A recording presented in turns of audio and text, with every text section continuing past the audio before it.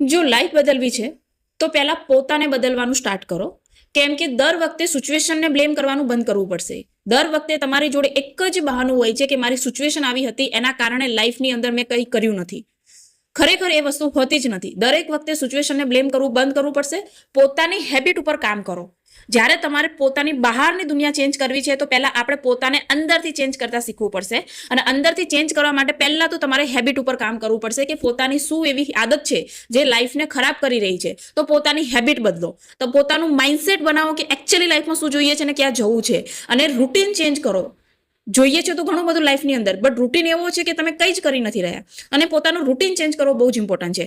કારણ કે એક જ વસ્તુ માઇન્ડસેટ રાખી લો, જ્યાં સુધી તમે સિચ્યુએશનને બ્લેમ કરશો ત્યાં સુધી તમારી લાઈફની અંદર કંઈ જ મોટું નથી થવાનું. જ્યારે તમે સિચ્યુએશનને એવોઇડ કરી અને પોતાની ઉપર કામ કરવાનું સ્ટાર્ટ કરશો, પોતાને અંદરથી ચેન્જ કરવાનું કામ સ્ટાર્ટ કરશો, તો તમે દેખશો કે તમારી બહારની દુનિયા પણ ચેન્જ થઈ જશે.